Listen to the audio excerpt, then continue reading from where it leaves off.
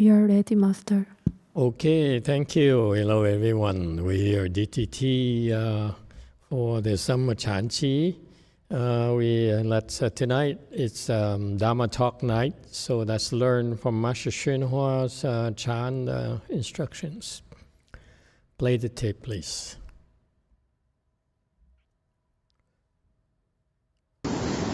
如果没有孝顺徒弟我虽然说怎么样可以OK 但是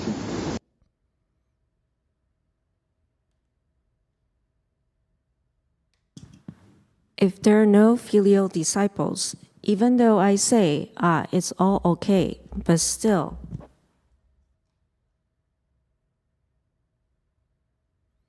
这个吃黄连呢始终是苦的你吃辣椒怎么样也知道它是辣吃糖呢知道它是甜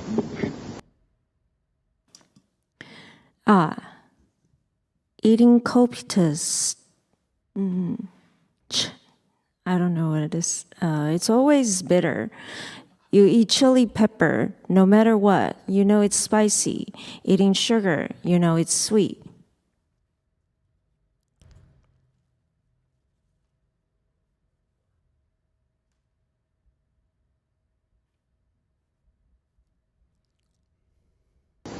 So 酸甜苦辣咸什么味道还是知道不过知道可以忍受而已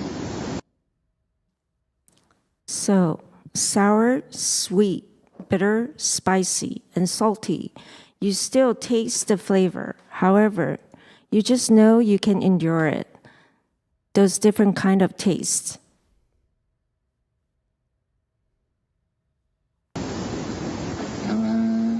明天呢有谁没有发愿的可以继续发愿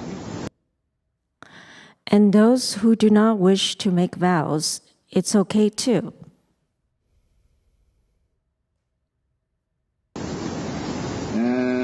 可以发愿已经发愿的可以再发多一点那么要不愿意发多一点的也可以咱们这个法无定法你们欢喜怎么样就怎么样 Our Dharma is not fixed.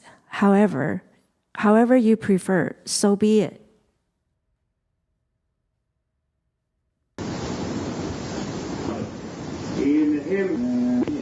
受戒之后守戒要看这个戒比你的生命都重要 After receiving the precepts, one must uphold them and regard them as more important than one's own life.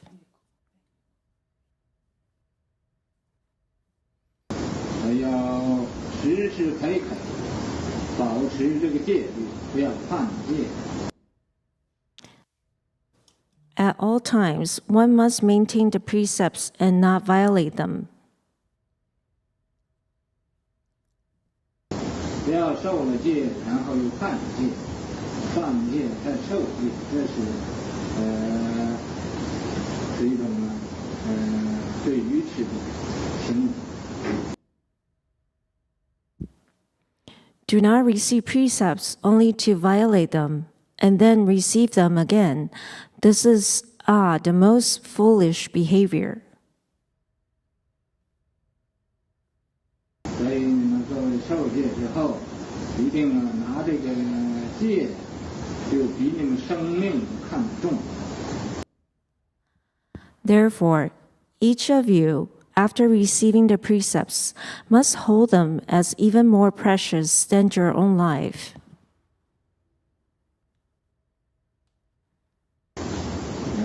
这才不辜负今天给你受戒非常的意思。 This is how you won't betray the precepts given to you today. It's extremely beneficial. 所 Therefore, you should all pay more attention to this.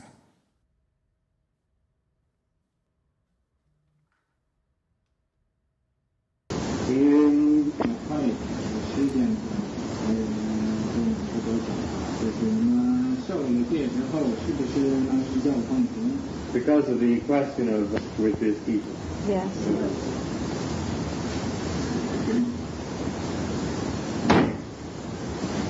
上男子，上女人，汝等既能入法受持常规无戒。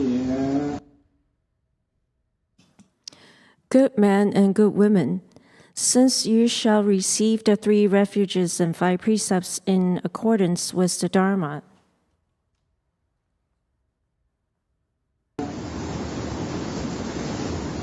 应当先请十方三宝有一部之分，次第这万年而作众人之主。 you should request the triple jewel from the 10 directions to come and certify the ceremony, then invite all spiritual beings to be your Dharma protectors. Okay, let's stop here. Let's go back.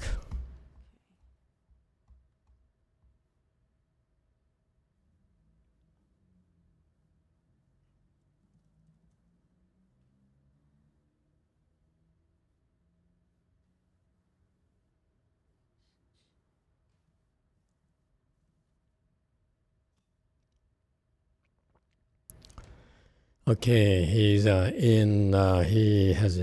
was talking about filiality, a very important virtue in Asian culture, especially principal teaching in Buddhism. You learn Buddhist principles, and they all translate to this act of filial piety. Okay. Yes, YouTube.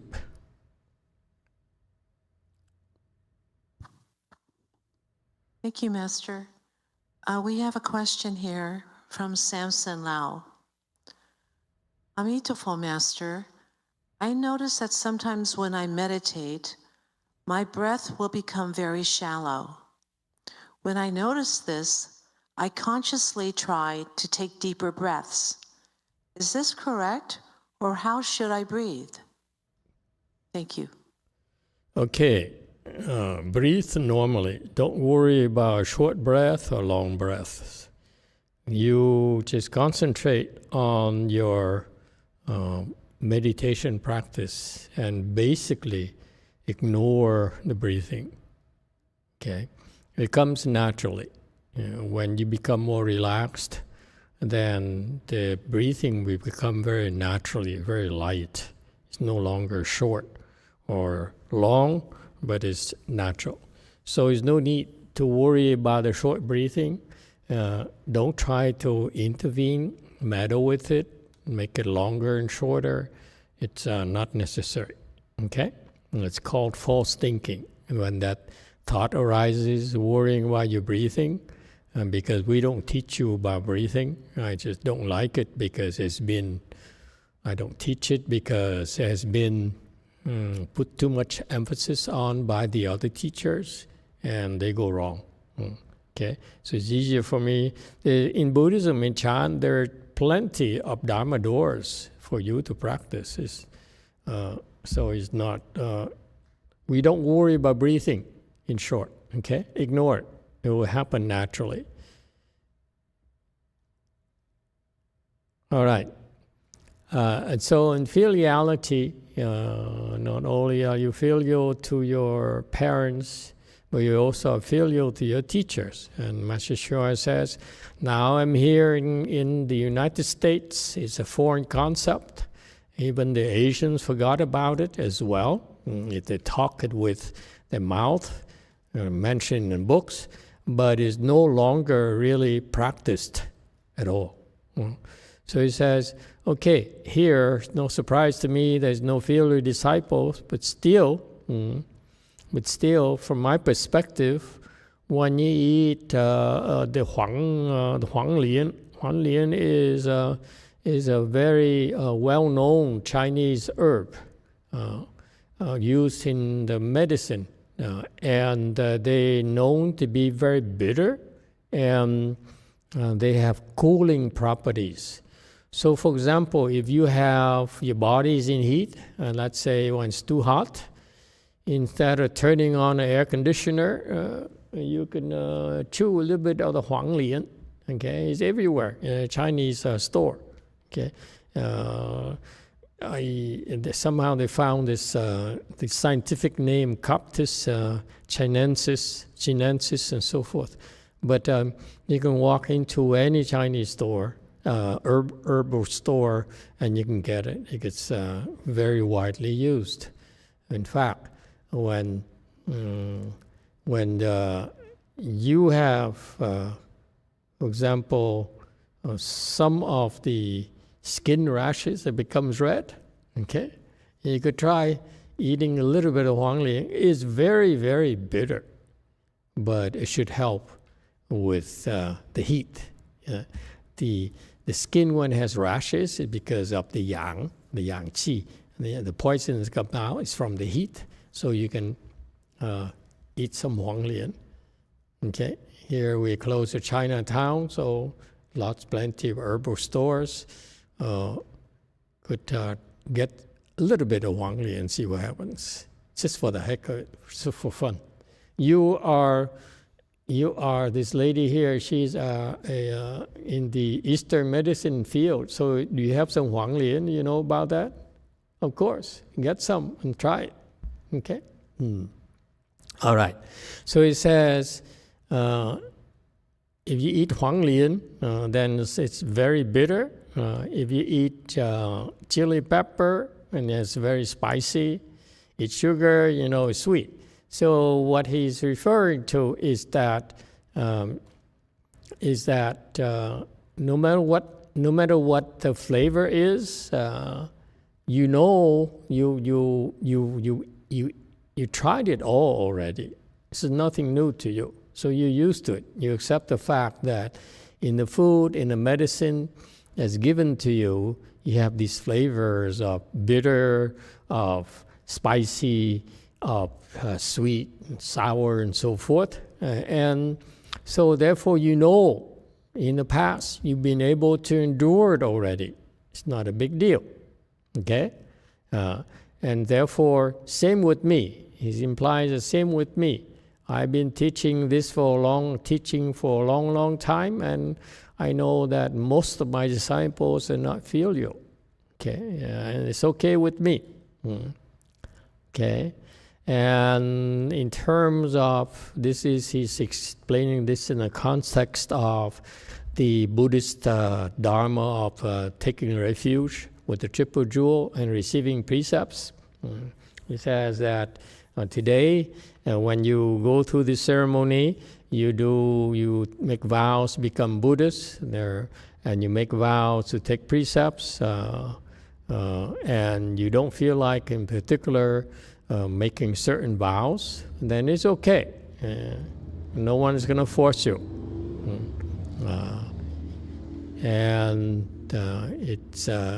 The Dharma is not fixed. We're not stuck in Buddhism. Whatever you like to do, it's okay with us. So you could, it's not a big deal because you could be making a vow, but if you don't mean it, you just make a vow because your friend is making a vow, and therefore you should make a vow. But even after you make a vow, you can always renounce it or ignore it. That happens before. So Master YongHua says, we are not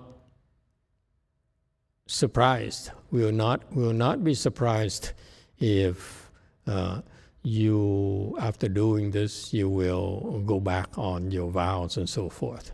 And it doesn't matter. Try your best. The teaching, this practice, the Dharma we're teaching you is not rigid.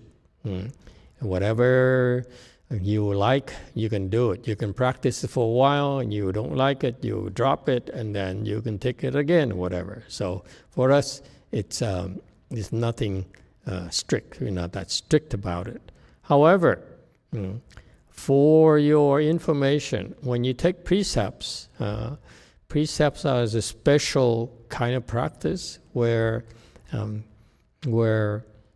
in Buddhism, after you receive the precepts, you make the vow to uphold them, and the way you uphold them is to regard them as more important than your own life. Okay, and he'll explain more. He says, after you receive precepts today, you must maintain the precepts and not violate them. That's why they call precepts. Precepts are moral rules, moral guidelines. Okay, and in particular, don't receive precepts to violate them and then receive them again. Actually, what he means is that after you violate them, there's a way for you to recover your purity of precepts, and then you can receive them again. And he says, don't keep on doing that. It's a behavior for stupid people. Okay, and so the rule of thumb, the Buddhist teaching for our disciple is that you look at observing precepts as more important than your own life. Okay, that's Buddhist wisdom, and this is how you don't break precepts.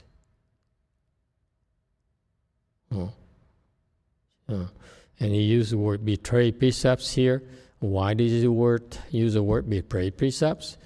The word betray precepts means that you betray the kindness and the generosity of the master who conferred precepts to you. Okay?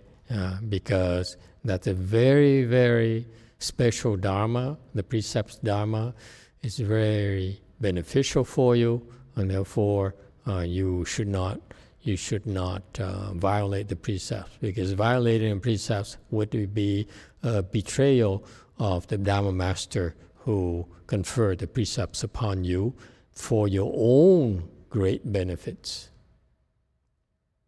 Okay, so please pay attention. Okay, and he continues. Any questions? Okay,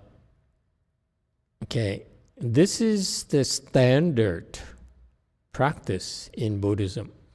Since I came to Buddhism, I learned about Buddhism and received the 5 precepts as a layperson, and later received novice precepts and bhikshu precepts and so forth, and learned the precepts. And this is the teaching in this Vinaya. Precepts are very important. They're much more important than our own lives. Okay, that's Buddhist wisdom. And being a Western educated person, I struggle with that concept, especially when you try someone, a lay person, to say that something that someone tells you and gives you called precepts is more important than your life. Okay? And I struggle with that concept. I don't know about you. What is your personal experience? Many of you have received precepts. Were you shocked when, during the precept ceremony, when the construction said, keep the precepts and don't violate them, consider this to be more important than your own life? Okay, you'd rather die than violate the precepts. Anyone has any problems with that? Or you all felt it's natural?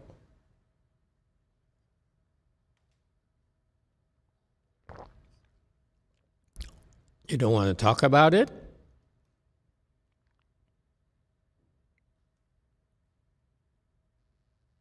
Okay, now I won't talk about it.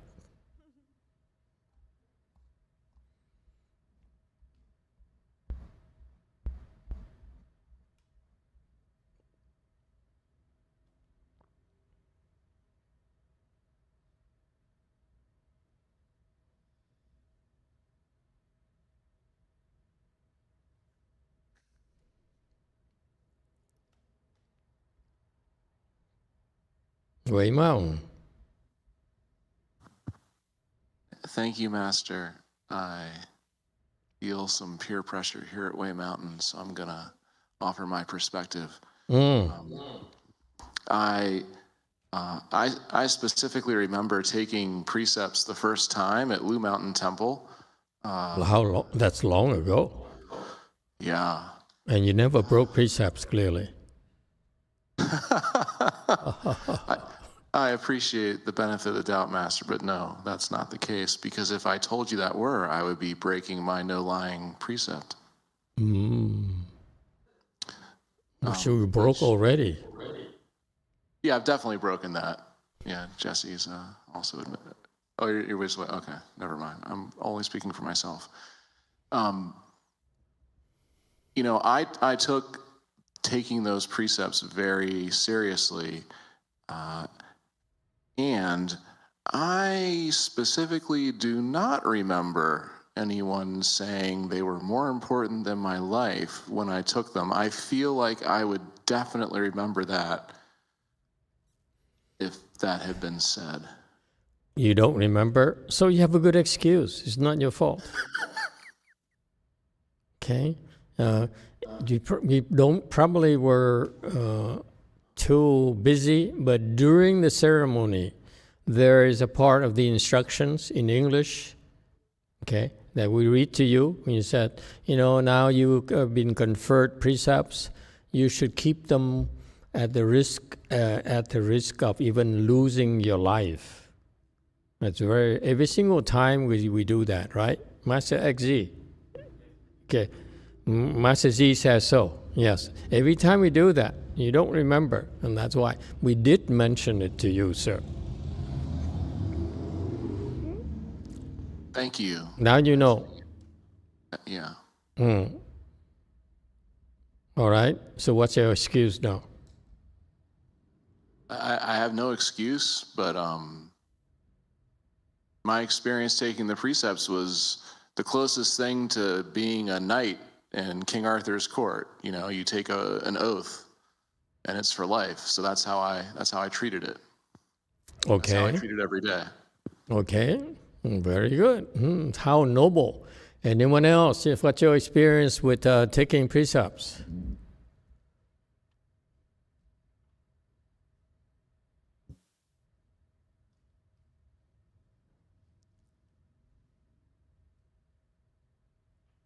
Six. A Di Đà Phật, thưa Thầy, lúc con lấy cái precept á, thì con rất là sincerely try to keep it.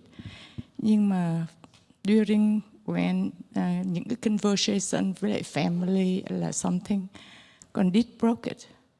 And I feel so bad. But I think it's like, it's a habit that I have it. And I never have intention to lie. But it just pop out before that you think about it. That's it's not my excuse, but I know that what I did. Okay. Yeah.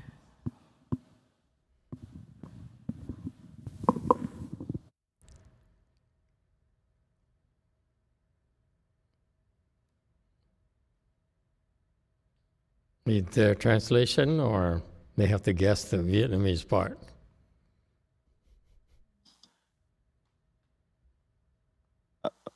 I'm sorry, Master.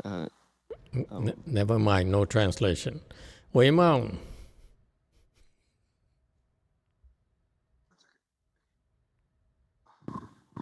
Thank you, Master Emitofuo. I remember when I received the precepts, feeling the immensity of the precept substance. But while I go through Buddhism and I hear things like it's more valuable than your own head, that it seems like very strong language, like ineffable and immeasurable. It seems like in the same context of that, where it's like something that's an impossible standard to meet. And then on top of that, there's also this Dharma where we can renew our precept substance through repentance. So it seems to lessen also the value of it. Can you please help us understand why we should still see it as so valuable, even though it can be renewed? Okay, good question. Anyone has anything to say? What do you think?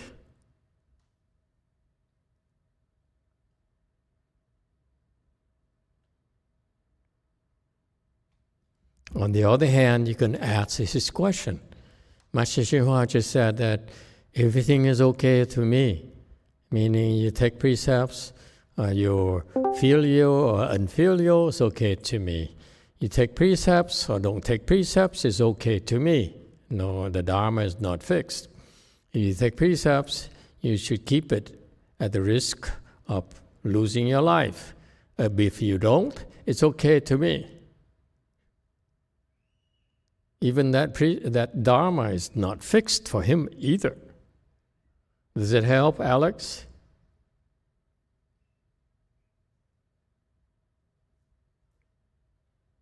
Okay, and so, yeah? I mean, that it's not fixed is good, but at the same time, like... Why? No. Why bother, yes? No, there's like this other message there that there's like a severe urgency, and that like you can't cultivate if you break your precepts. Mm-hmm. And so, like, I don't know how to understand those messages. But wait. You just said you can't cultivate if you break precepts, but also because it doesn't matter, you can still cultivate even if you break precepts. Yeah, and some of the things I've heard, it's just it's the ground in which like your Dharma seeds grow, and if there's no ground, there's no precept ground, then it'll never grow. Yes or no? Okay. It's not the way you think. Okay, anyone else? It's funny that no one ever asked. It's like, did they ask you in Korea, in Vietnam, in China, and so forth? Why is it so many versions of the precepts? And the one version that keeps on coming up is that you should keep the precept at the risk of losing your life. That's a standard corporate line. Yes, go first. Master, I had one question to add on top of this.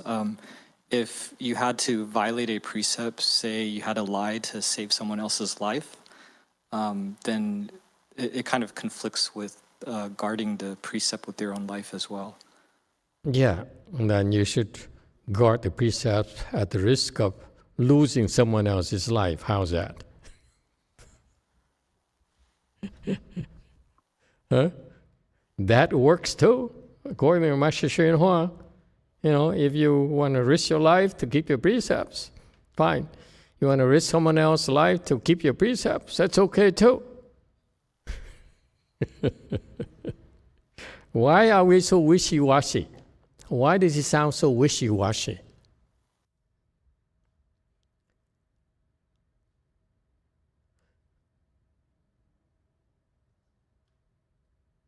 Anyone?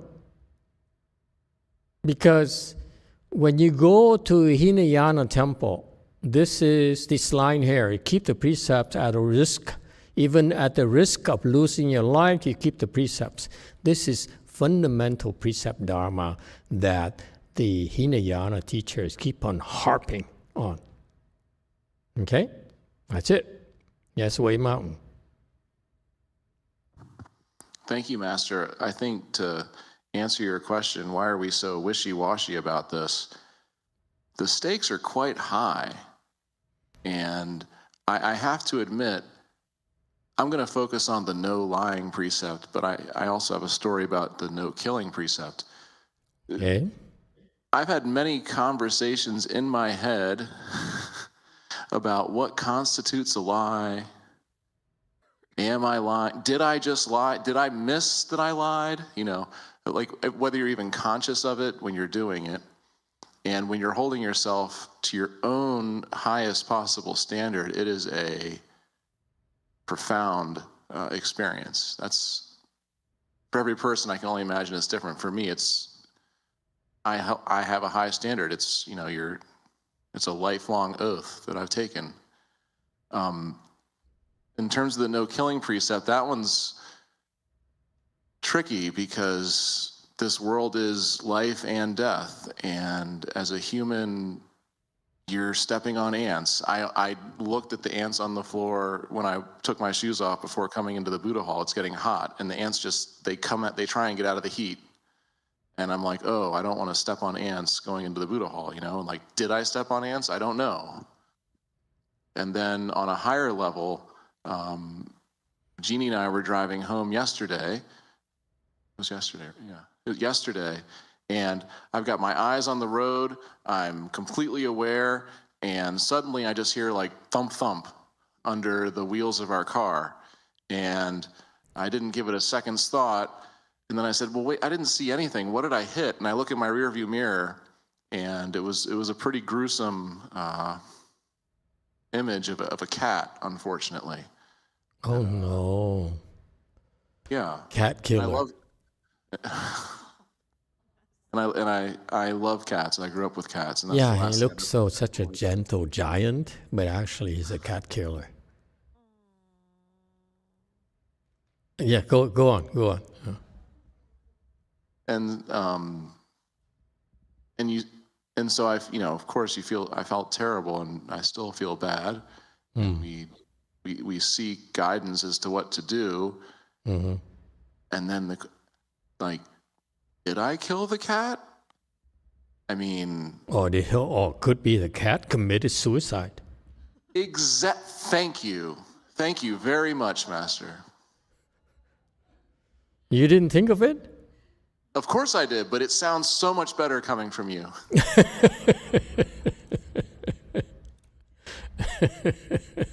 So it's my fault now. Or the cat's fault, not your fault. Okay. We got it.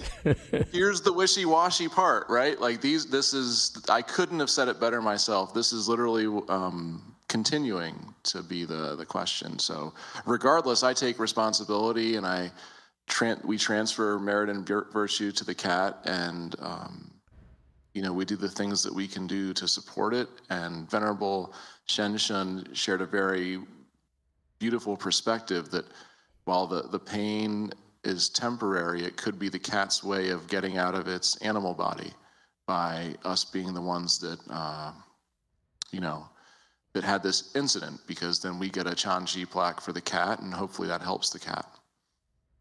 Oh yeah, definitely. The conditions were right for the cat to escape the cat body. Okay, in a way, like in everything else, you should look at both sides of the equation. Right. On one side, there's a cat that could be leaving its cat body, and on the other side, I could die for the precept that I just broke. So it's quite a comparison. Yeah, but it's not worth dying for a cat. Let's face it. Okay, anyone else? Yeah? Cat killer.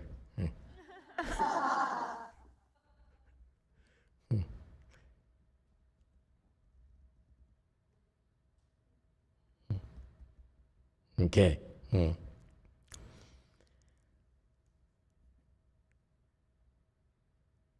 You too. Thank you, Master. We have another comment from Samson Lau. Regarding the question about the repentance Dharma, I think the Buddha gave us the repentance Dharma out of compassion, knowing that we are stupid and will do harm to ourselves by breaking precepts. Very good. Excellent. Let me ask you this.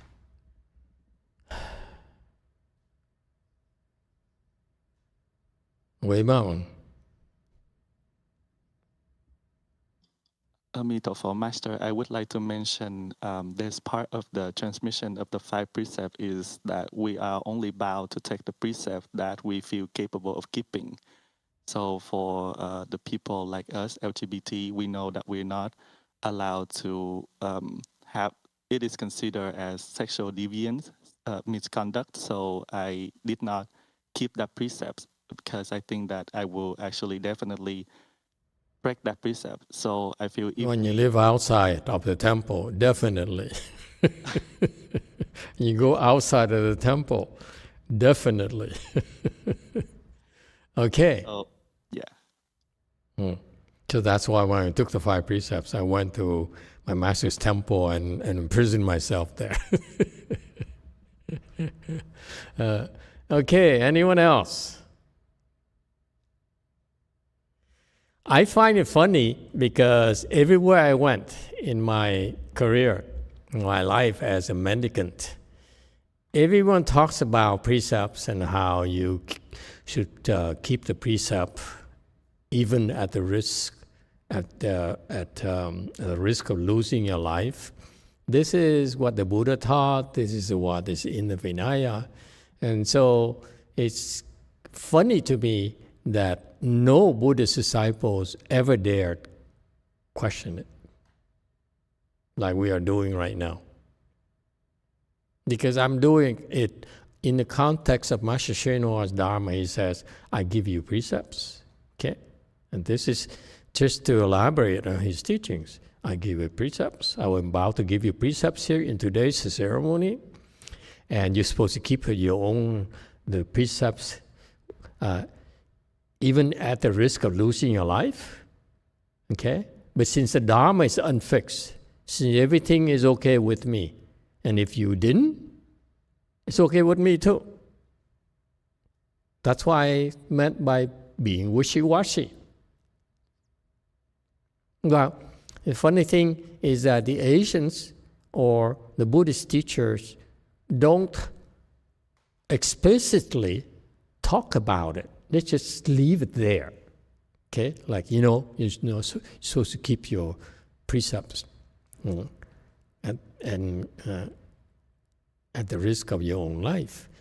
But Master Hsuan, even in this context, he couldn't even say that. I only extrapolated what he said earlier. I said, everything is okay with me. Okay, and I give you precepts. Therefore, if you don't keep precepts, it's okay with me too. You agree with my interpretation, or am I going too far? I know many of you are devout disciples of Master Hsuan. I want you to give you a chance to denounce me as a heretic. And I'm not talking about his Dharma at all. This is your chance. Or forever hold your peace. Anyone would like to denounce me?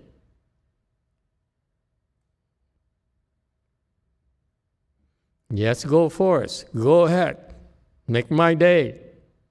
Emitofuo Master, I think the way Master Hsuan teaching is very typical of the way he taught us on other things also.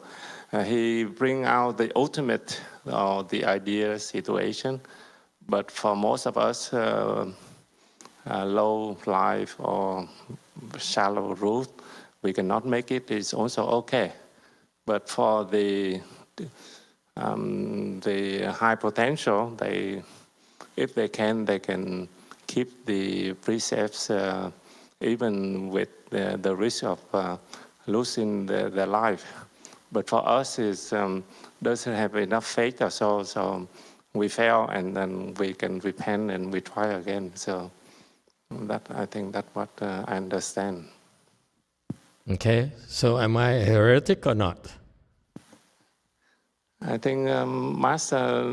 he's a disciple of Master Hsuan, for your information. Explain to us that we try our best. We fail, we repent, and we try again. Oh, that's wishy-washy. Okay, anyone else? Thank you for your input. Let me turn the question around then. What if you didn't take precepts?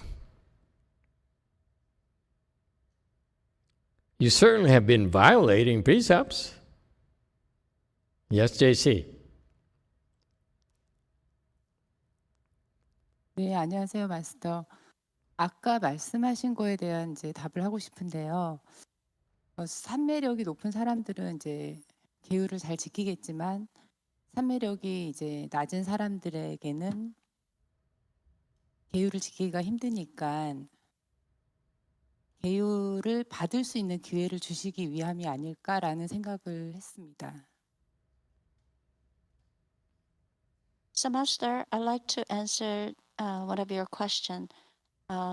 First of all, if someone with a high samadhi power, they wouldn't have really any problem to probably keep the precepts. But other people with a lower samadhi level, it will be difficult to keep the precepts. However, the reason that being able to receive the precept is giving these low samadhi level people opportunity to receive those precepts. Okay, very good. Okay, here's the thing. Whether you receive precepts or not, you're violating precepts. Right? Even if you said, I don't want to take the lying precepts because I lie, okay? And so what's the difference? The difference is that, as is the case, we're conditioned to lie. Our ego needs to protect itself. Therefore, we impulsively tell lies. Agree or disagree? Chicago lady, you lie? In K-Land? Do you lie, Sunim? You do? Oh, shocking. Shocking. Why? So funny. You lie too? Okay. Anyone who doesn't lie? So why bother teaching not lying at the risk of losing your life? And then make a vow to do that. Huh?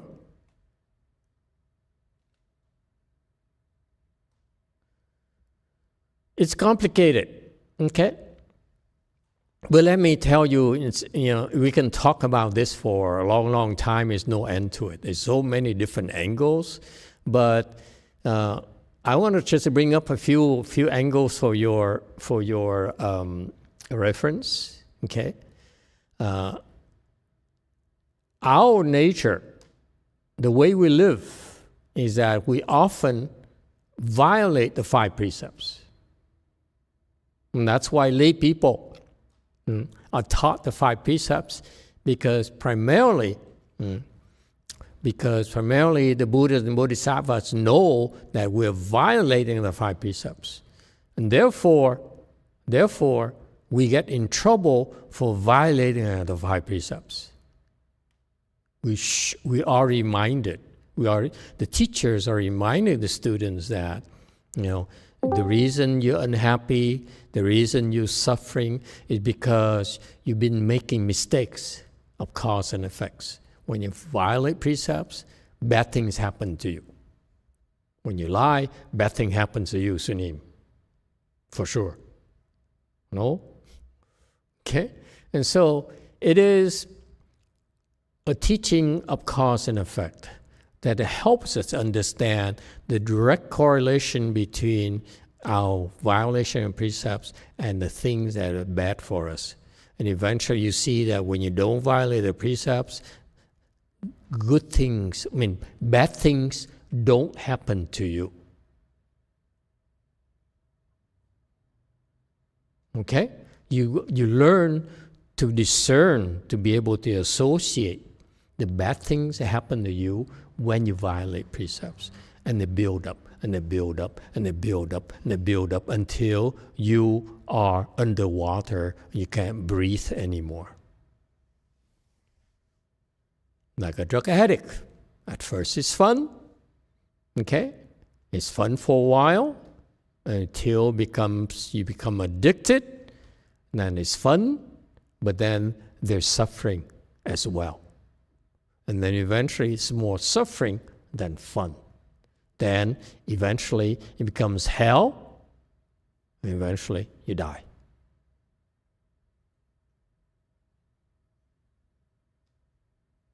Okay?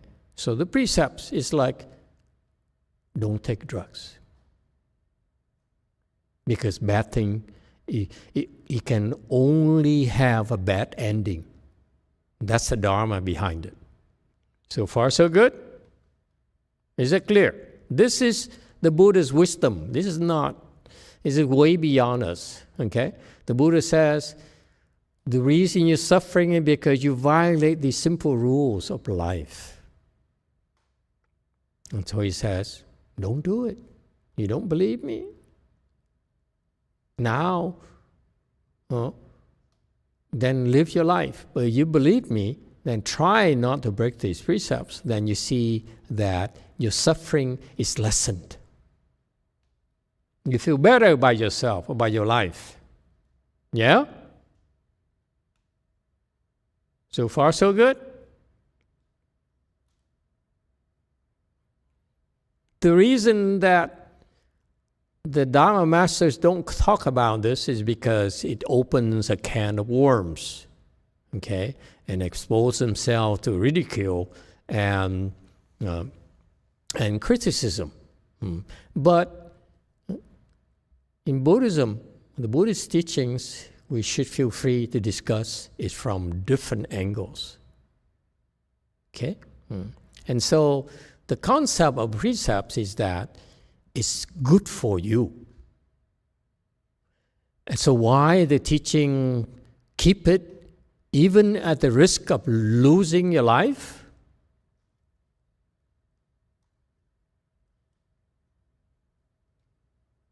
That's what I want to bring up to your attention.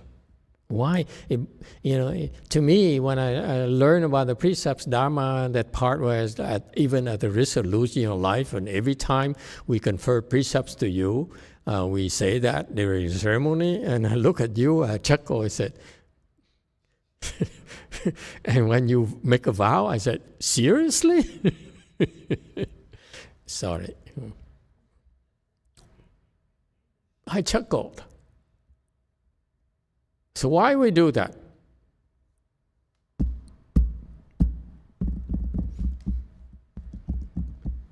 Yes, 3. You're going to say it because it makes us feel superior to you?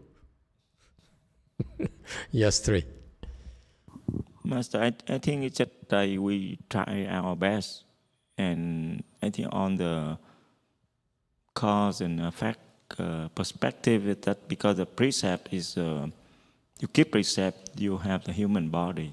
You break that, and you tend to lose the source of that. So I think that's the advice. Yeah, but what about at the risk of losing your life? That's, to me, is extreme. I struggle with that concept. When I first look at the precepts Dharma as a layperson, I said, really? Risking my life for this? But since everyone else is doing, okay, I do it. Okay? Yes, Wei Mountain. I was having a conversation with Apple a couple of weeks ago, even today when we're hearing your talk. But a couple of weeks ago, it came up that I said to Apple that when I was young, I wanted to be part of the Mexican military so I could kill the narcos. And with machine guns, I like that stuff. So, and she said that, that's, what she was it? Like, that could be like a killing karma, even with your tata. Like, I don't see it that way. But I was just wondering to see what the Buddhist perspective is about this. It's wrong. You Catholics are wrong. Okay, this is why you suffer so much. Why when we keep those precepts, we're so much happier than you.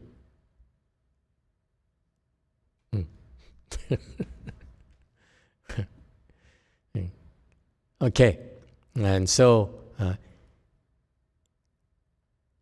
yes, go Forest.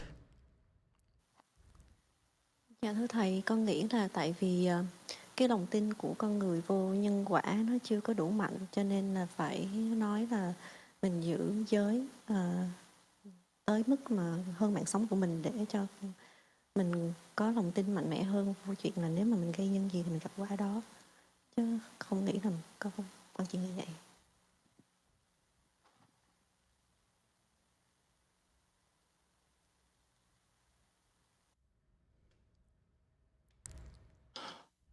Hello, Master. I think that our human, we don't have a strong faith in the cause and effect. So therefore, we need to keep the precept to the risk of losing our life so that it can cause our faith become stronger.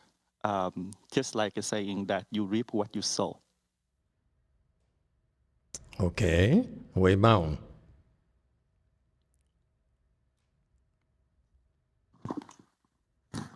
Thank you, Master. About the comment of what is there to think about when, at the risk of your own head, I think we keep the precepts in order to end birth and death. So if in keeping our precepts, we end this samsaric life, then we've accomplished something. Okay, very good. I bring it to your attention because, in the back. 네, 마스터, 계를 지키지 않게 되면은 굉장히 좋지 않은 그런 결과를 받기는 하지만 잘 지키게 되면 맑은 채를 얻게 돼서 지혜를 빠르게 얻을 수 있다고 그렇게 들었던 것 같습니다.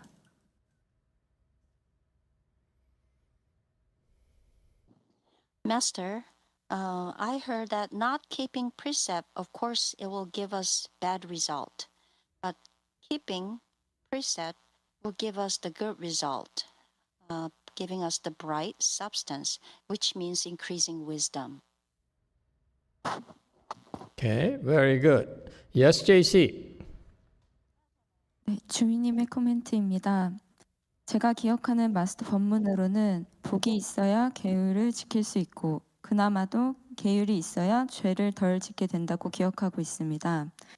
계율을 어길 가능성이 크기 때문에 참회법이 있다고 생각합니다. What I remember from Master's Dharma talk, you gotta have a blessing to keep the precepts. And with that, you will have a less offense, and then you're giving possibility of being able to cultivate better. Very good. Okay, Wei Mao. Thank you, Master. I think there's many benefits that, just to share a few that I've personally experienced. You know, when I took the precepts that I took,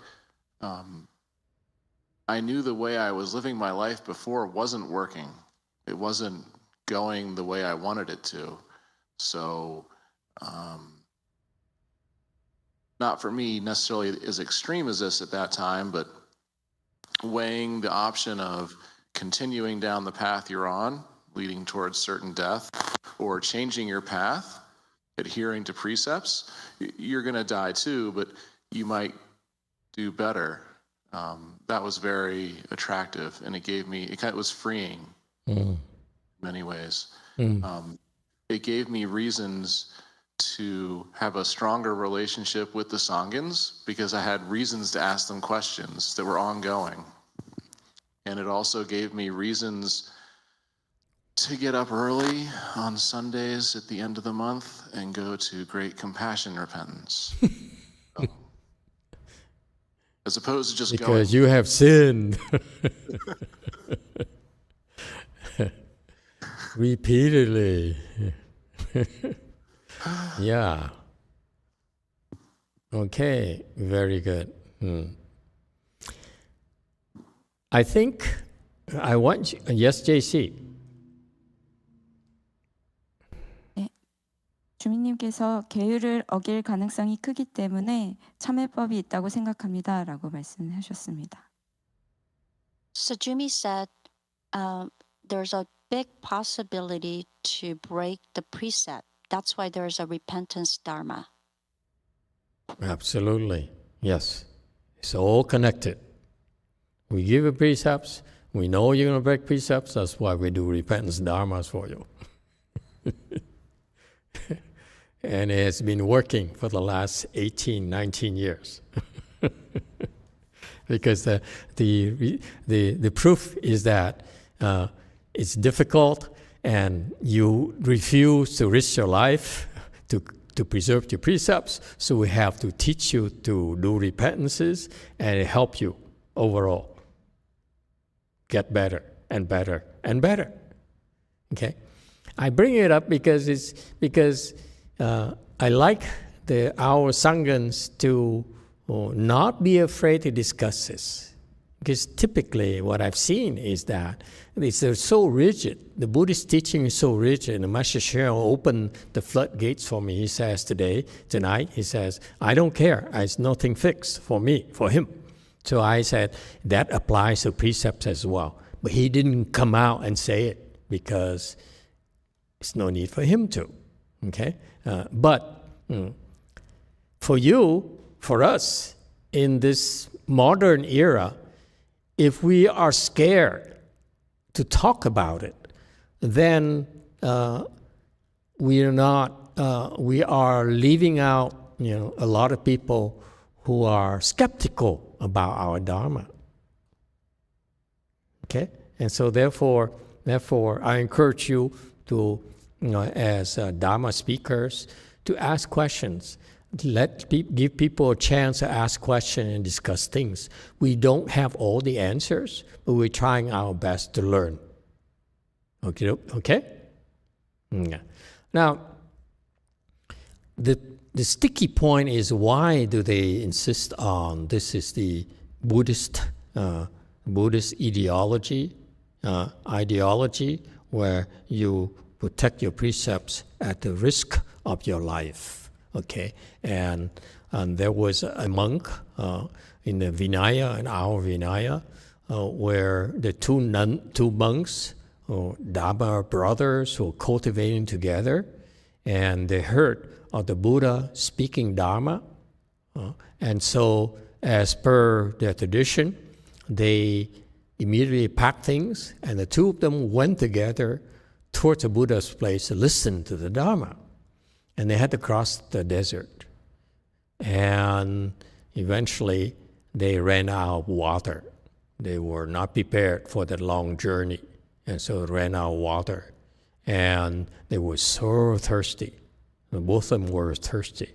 And they stumbled upon this skull of a human skull. Okay? And it has a little bit of water.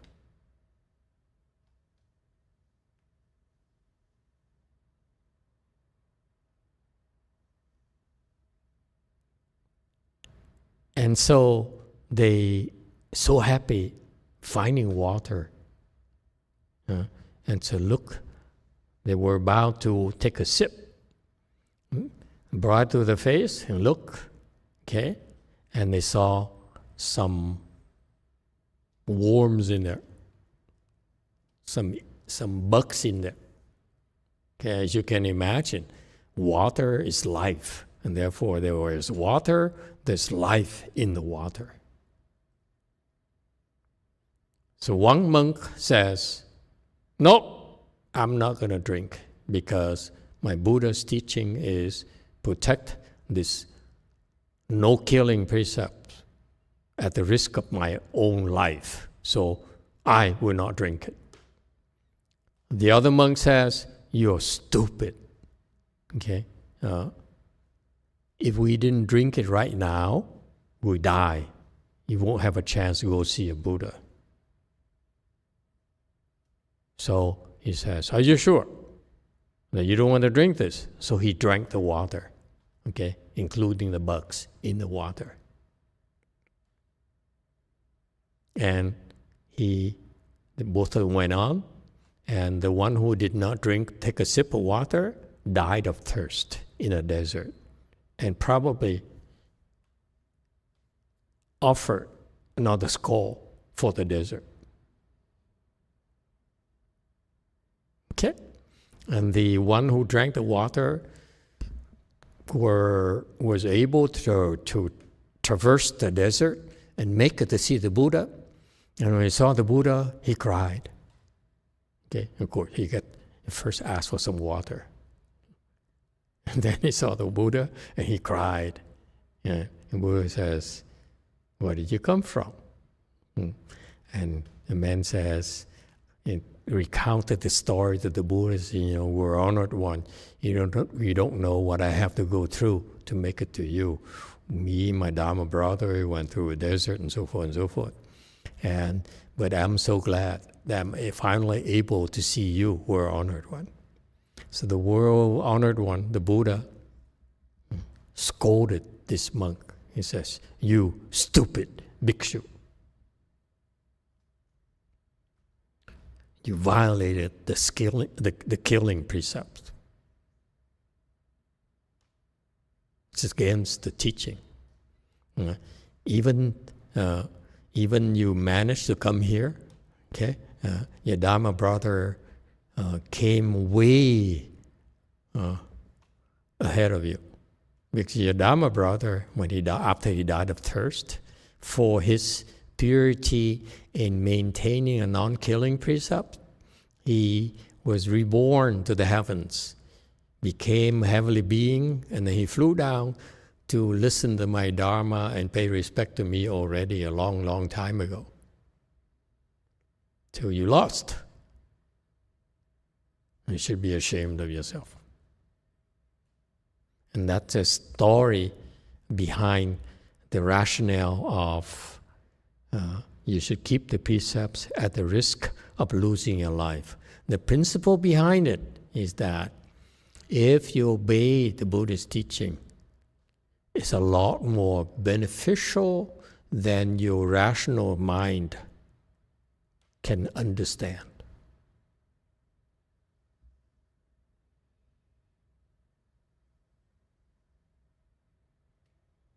Okay?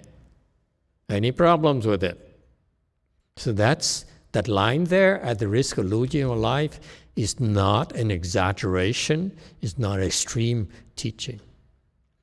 It only means that if you are committed to doing that, your blessings, okay, are tremendous.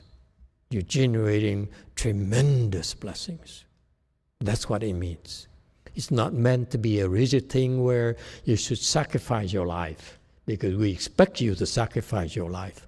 Buddha is very compassionate. When he teaches that, don't get him wrong. Okay? He says, out of compassion, let me tell you, you should observe the precept at the risk of losing your life because it's more advantageous to you.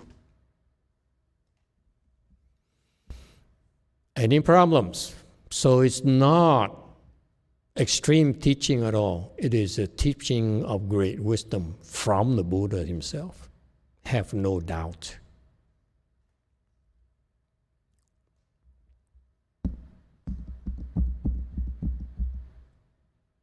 Questions and comments?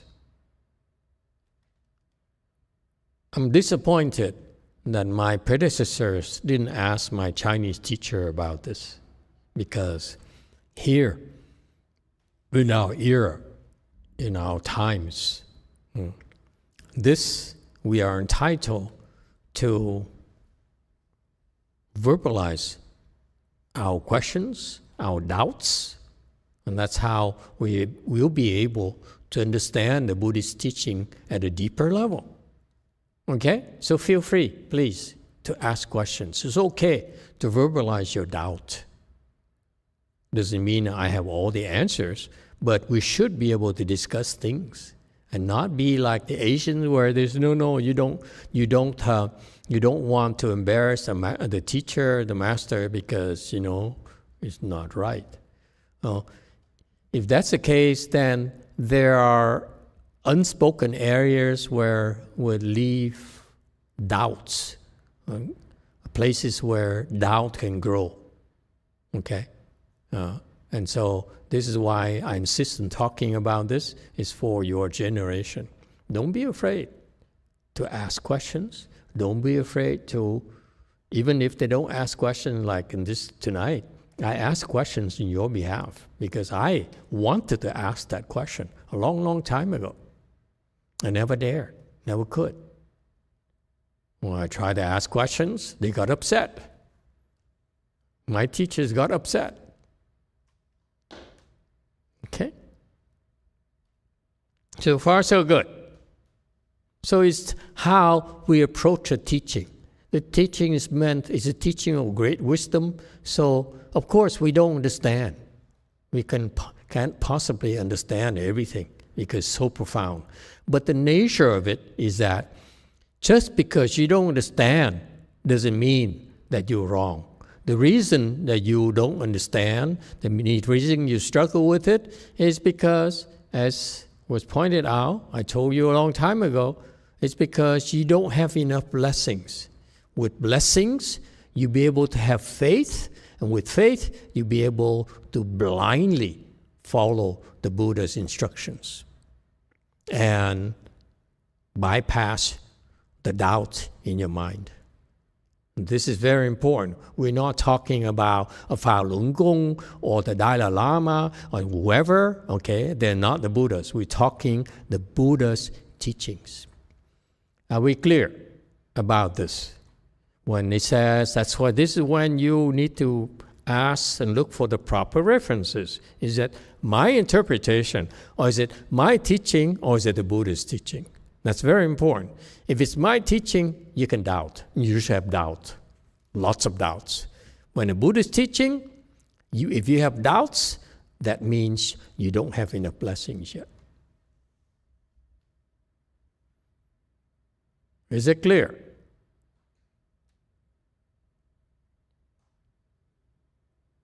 Okay? It suffices to tell you that if you keep the precepts at the risk of your own life, your blessings are incredible. You believe it, then you reap those benefits. On the other hand, what about those of us who are not able to keep precepts?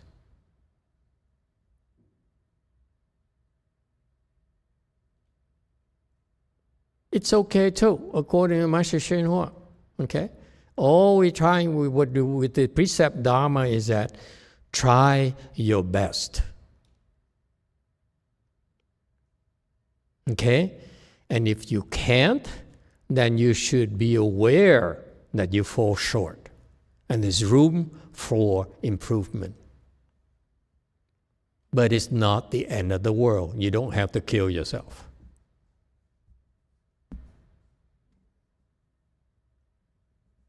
So there's room for us to keep on improving and get better and better and better until the ultimate where we are able to be pure.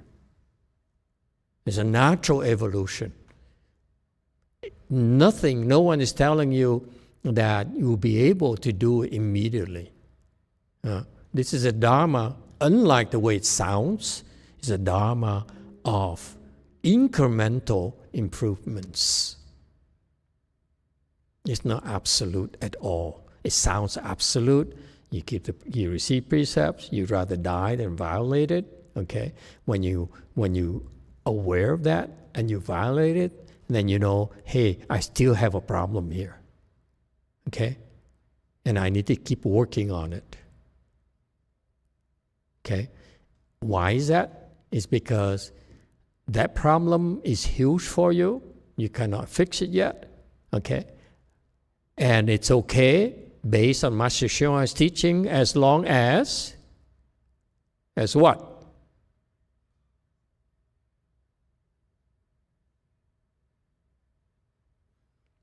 I'm giving you a realistic interpretation of precepts, a actual practice of precepts that no one talks about, and the Asians don't dare touch.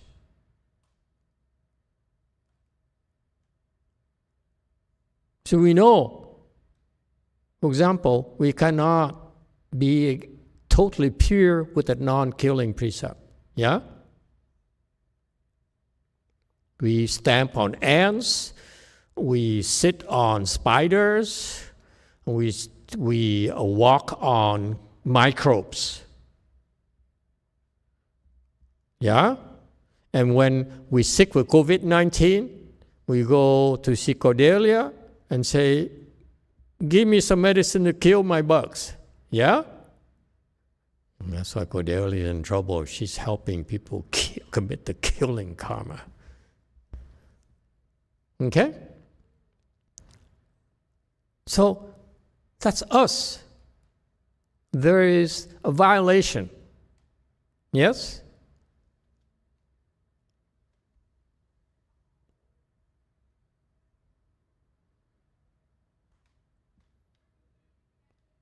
So it's a work in progress. Okay? We, for whatever reasons, we can't always keep precepts. Okay? And therefore, it's something that we can work on, continue to improve, okay? And it's okay as long as what?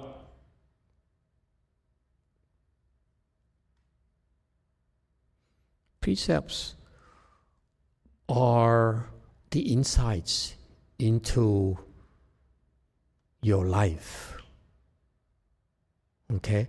And the point I'm trying to make before you get too lost is that let's take one precept like the precept of non-killing precepts. It's virtually impossible for us not to kill. Agree? And does it mean we should be killing ourselves because we violate the killing precepts? Then we are also violating the killing precept when we're killing ourselves. Okay? And so these precepts are very difficult to keep purely, okay? And if we can't keep to the point where we would rather die than violate precepts, then what we're supposed to do is try better and better and better until we'll be able, at some point in time, when we have enough blessings, like that monk there, who'd rather die than drink some bugs in the water. He's a special monk. He's no ordinary monk. Okay? So it's incremental improvement. Guess what? The other monk, the second monk who drank the water and got to see the Buddha and listen to the Dharma and so forth, well, guess what's going to happen to him? In the future, he planted the seeds in him. For in the future, he says, in the future, I'll be better. I try to be better because I now understand. I failed the test. Had I passed the test, I'd be now heavenly beings, okay, purer, okay, happier, and with wings. I can fly anywhere.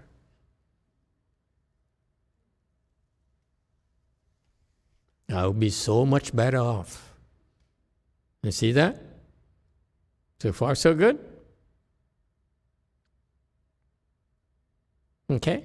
So let me give you a realistic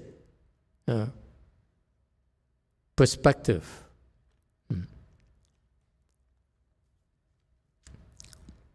Of course, when we give you precepts, and we tell you at the risk of losing your life, you should keep the precepts, it is the ultimate. But not all of us are able to do that. So what is a reasonable practice? Is what you've been doing all this time. Yeah? What? What have you been doing? You try better and better. Okay? There's so many mistakes we're making. And we know these 5 major precepts. The 5 precepts are the major areas should be looking at. Yes? And so the teaching is that you should try to do better and better. As long you're doing that, as long you're pure and have fewer and fewer violations, and you will see that you're making progress. Because I would rather, personally, drink that water than not drink the water. Why? Again, this is just me, okay? Go ahead, JC, and weigh mountain so that you can think about.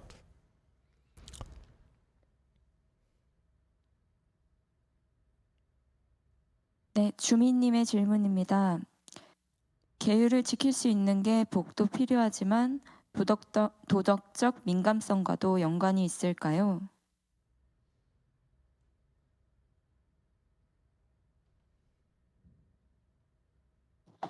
Master, this question is from Jumi. In order to keep the precepts, the blessing is a necessity. Very good. How about, is there a relationship between virtue and sensitivity? Yes. Way mountain. Emitofuo, Master, I have a comment and a question. The person who drank the water with the bug and were able to see the Buddha and learn from the Buddha, my impression is he would be able to make progress quicker than the person who were able to keep the precept 100%, die for it, and become a heaven. Now, here's my question. You're wrong. Yes. The other heavenly person would be better off. All right, thank you. Well, my question is, so if he were the bhikkhuni, were keeping the precept 100% and doing so well, giving out the life, the end result of that is only becoming a heavenly being. To me, that's very little. That's not enough. I feel very disappointed with that result. You're wrong again. Why he's not be able to certify like Arhat or anything?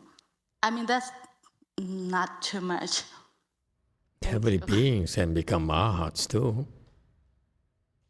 Who says you have to be a human being to become an arhat? Which scripture says so?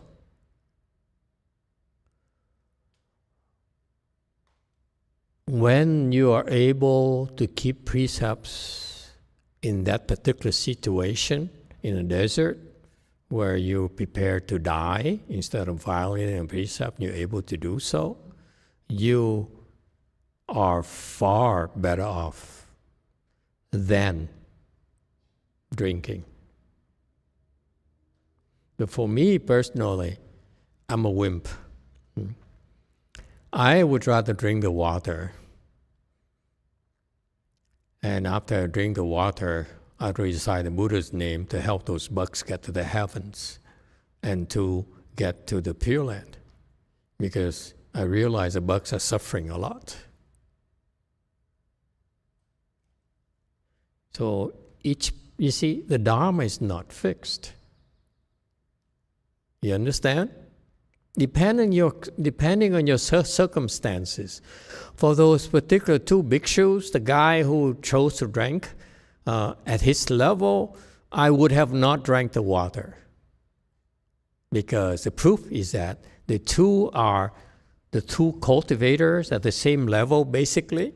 If you are different, and your level is too far apart, you probably cannot cultivate it very long together. Okay, so they're basically the same level. And then when they in that situation, the guy chose to break precepts. Basically, he sank, and the guys who chose to die rather than break precepts, he ascended. So the teaching is very, very precise. At that very moment right there, that's when the other guy, the other bhikshu who chose to die, ascended and improved. And the guy who drank actually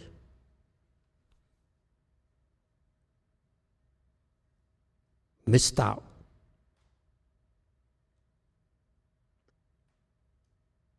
And no one told him that until the Buddha taught him. All right? Questions and comments? So it's not fixed, depending on the circumstances, conditions, and so forth. Okay? The Dharma is not fixed. If you find yourself unable to keep the precepts, it's because you fall short on blessings. So build more blessings. Okay? And next time around, see if you're able to or not. If not, build more blessings. So that's the nature of the teaching. Yes, YouTube. Thank you, Master. We have comment from Brady and an additional comment. I'll give Brady's first. He says, Master, even when you throw us curveballs, they become strikes too. Yeah. So now it's my fault? Okay. And then there's a comment, a question here from Raz Van 1040. The notion of non-existence is hard to understand. Can you give a better example of it? What's non-existence? I don't know him. I don't know where he comes from. I don't know why he chooses the word non-existence. Therefore, I don't dare make comment. If you guys ask me, I know you, I know where you've been learning your Dharma from, then I can comment it. But non-existence, I don't know where it came from. Like someone asked me about enlightenment. I said, I don't know you. I don't know what your reference for enlightenment, so how can I talk about enlightenment? Okay? I don't know how to answer that. Next question. Don't fall prey to words, okay? We're not worried about words. Worry about where you're coming from, whether we can help you clarify your misconceptions. Yes, 3. Third person. That's it? Okay. And so the Dharma is not fixed again, according to Master Shino, and I agree. This is how it is.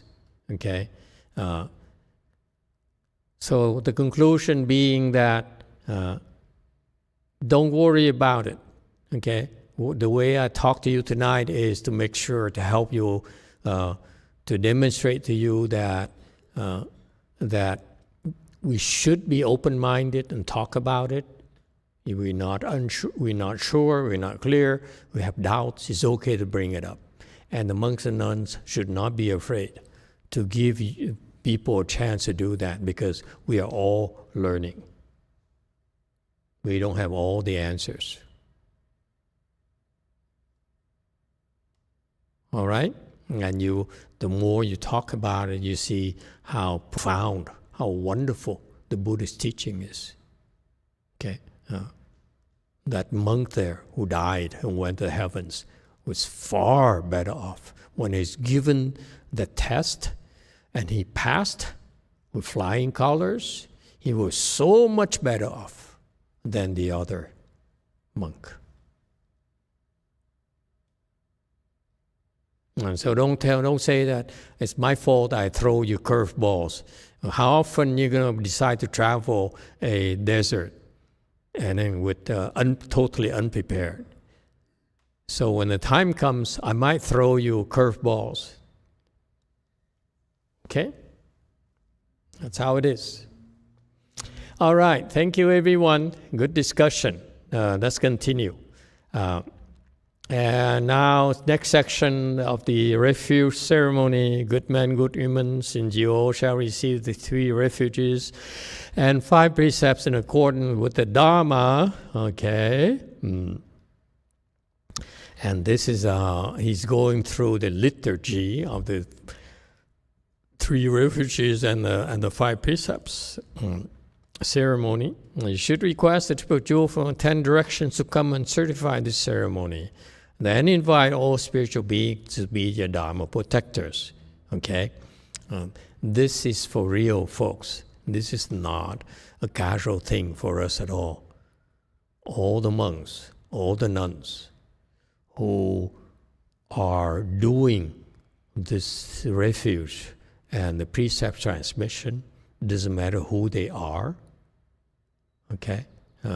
If they take their work seriously, not doing for the sake of, gaining more disciples, becoming famous or whatever, then it actually happens. When you request the triple jewel or the 10 directions to come and certify, it actually happens. But if you're not serious, you just do it because, hey, you need more head counts. Okay?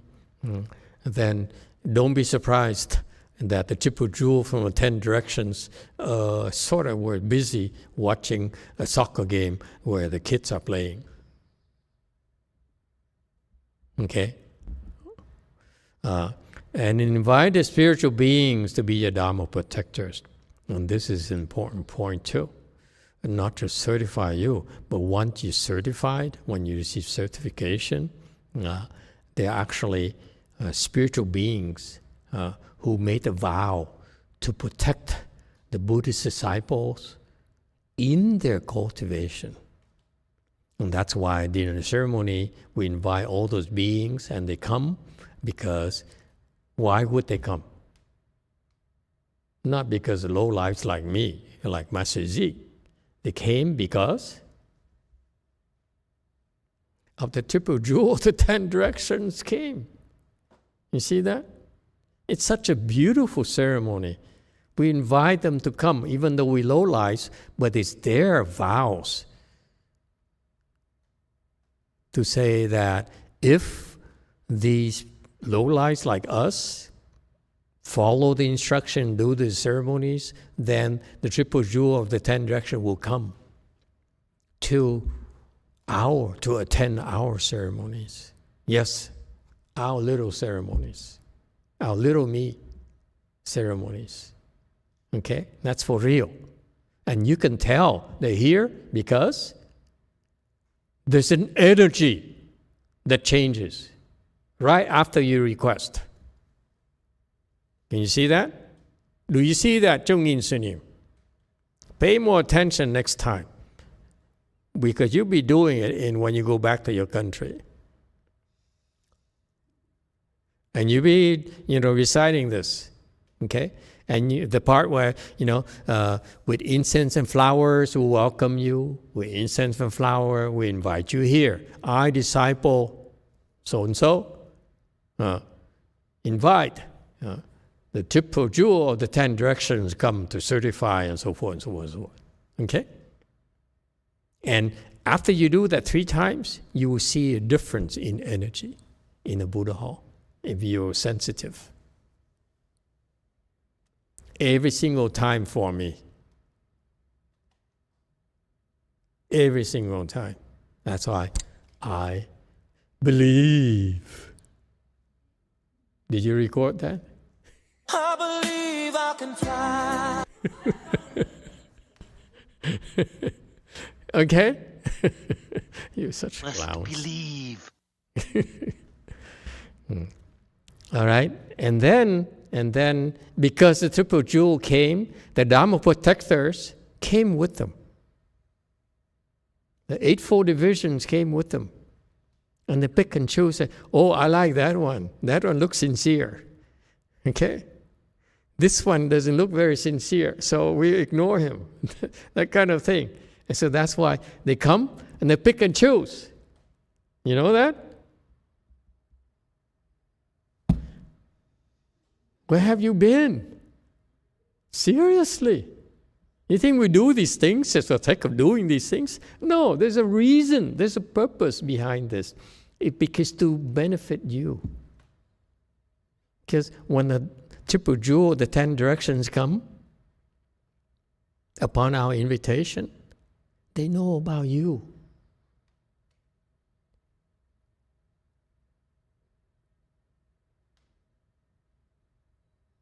So when the time comes, I ask Amitabha Buddha, I say, we're honored one, Amitabha Buddha, please take, what's your name again, the one back there? XP to the Pure Land after she dies. And Amitabha Buddha says, oh, that one who took refuge with Master so and so, the other on that kalpa, and again the other kalpa, and so forth. The Buddha knows about you. You know that? They don't forget.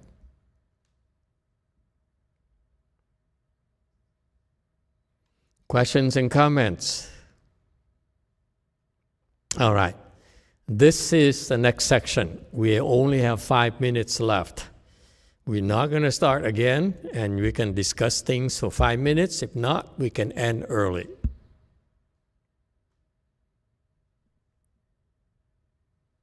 Any takers, comments, questions?